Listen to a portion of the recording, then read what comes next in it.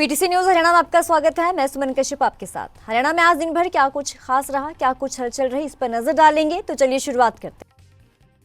कार्यवाहक मुख्यमंत्री नायब सिंह सैनी के आदेशों को अधिकारियों ने खूंटी पर टांगा, क्योंकि थानेसर अनाज मंडी में हालात जस के तस दिख रहे हैं। अनाज मंडी में महज 43% ही उठान हुआ। आरती ने कहा कि खुले आसमान के नीचे लोगों का धान पड़ा हुआ है। कांग्रेसी विधायक अशोक अरोड़ा किसानों और आड़तियों की सूद लेने के लिए अनाज मंडी में पहुंचे। विधायक अशोक अरोड़ा ने ये कहा कि ये तो किसानों का दुख दर्द बोल रहा है और किसानों और आड़तियों की सूद लेने अनाज मंडी पहुंचे।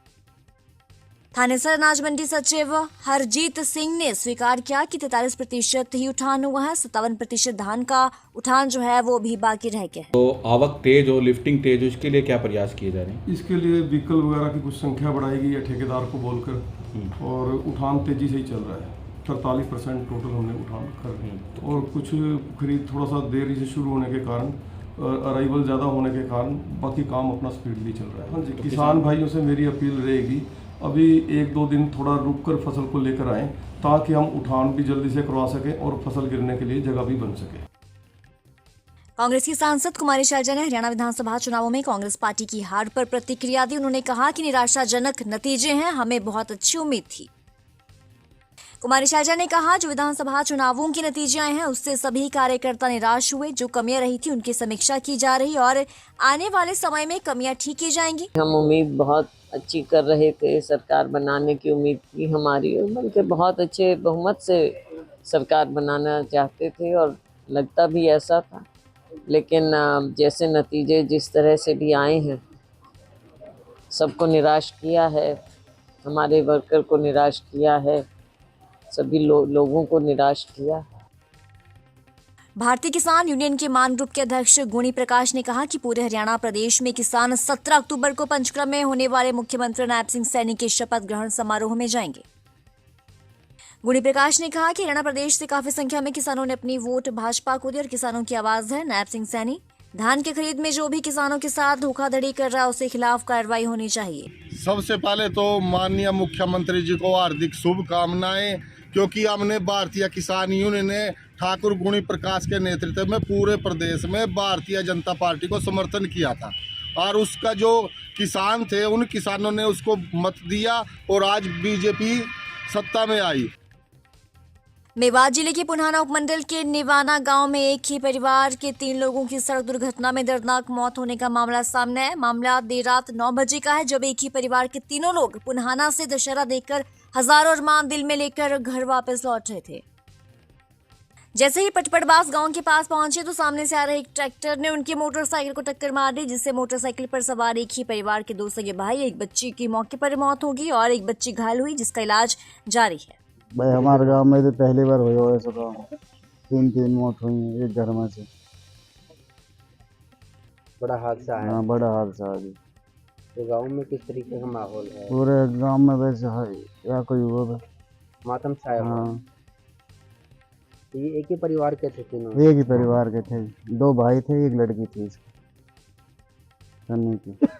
इस तरीके से हादसा कहाँ पे कैसे सूचना मिली थी आपको? ये पुनहाना से हुआ था जी, गंदा नाले पे पेटा फैक्ट्री है जो यहाँ पे गौदौला के पास।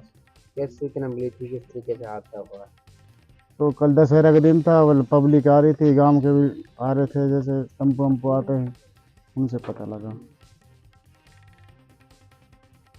एक हफ्ते के अंदर टमाटर की कीमत 50 रुपए से बढ़कर 100 के पार पहुंची, तो वहीं शिमला मिर्च 120 रुपए किलो तक पहुंच गई है। सब्जियों के लगातार बढ़ रहे दाम के चलते रसोई का बजट बिगड़ रहा है।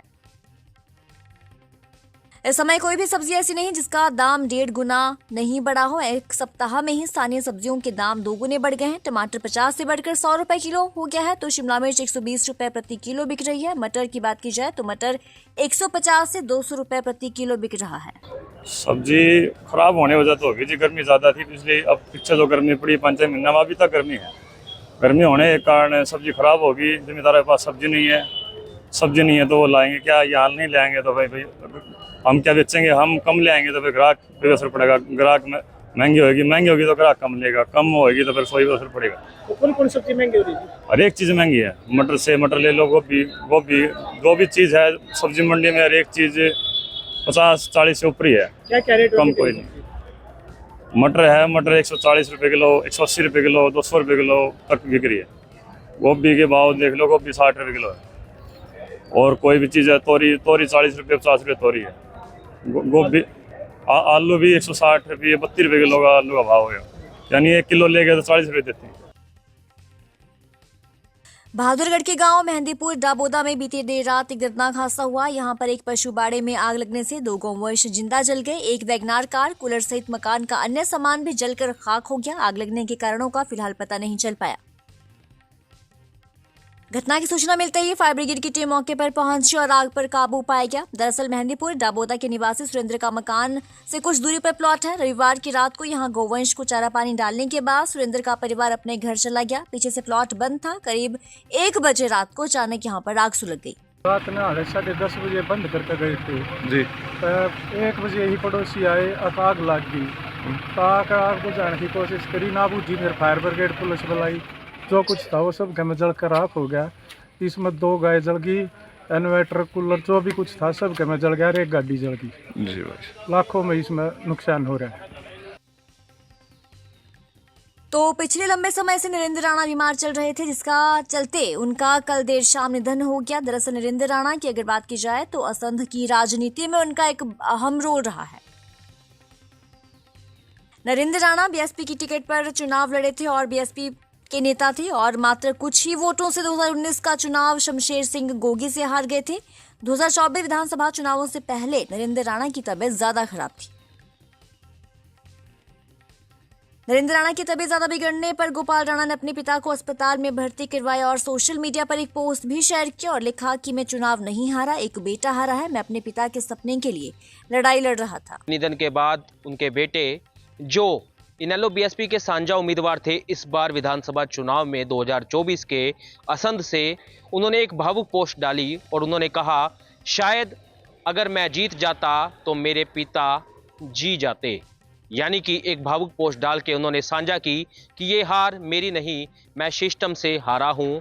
और जो है उन्होंने ऐसी ही एक बड़ी पोस्ट डाली और अपनी बात रखी। भारतीय किसान यूनियन के अध्यक्ष गुरनाम सिंह चढ़ूनी का ये कहना है कि हरियाणा में कांग्रेस हारी है और उसका कारण है भूपेंद्र सिंह हुड्डा। भूपेंद्र सिंह हुड्डा ने राजा की तरह कई कांग्रेसी नेताओं को दरकिनार किया और हार का सामना करना पड़ा। गुरनाम सिंह चढ़ूनी ने यह भी कहा कि हरियाणा में किसान आंदोलन के दौरान कांग्रेस के पक्ष में माहौल बना था, क्योंकि कहीं भी आंदोलन होता है तो सरकार के खिलाफ जाता है और विपक्ष के लिए फायदेमंद होता है। गुरनाम सिंह ने आगे कहा कि भूपेंद्र सिंह हुड्डा ने किसी भी किसान नेता को टिकट नहीं दिया और उनके साथ अच्छा व्यवहार भी नहीं किया। अब ये कहते हैं कि बीजेपी जीत गई, बीजेपी जीत गई। बीजेपी नहीं जीती, कांग्रेस हार गई और उसके हारने का कारण लोग नहीं है, उसके हारने का कारण है भूपेंद्र सिंह हुड्डा। अब आप ये पूछेंगे भूपेंद्र सिंह हुड्डा कैसे है? भूपेंद्र सिंह हुड्डा ने जो भी उसके पसंद के लोग नहीं थे, उन सभी को किनारे किया एक राजे की तरह।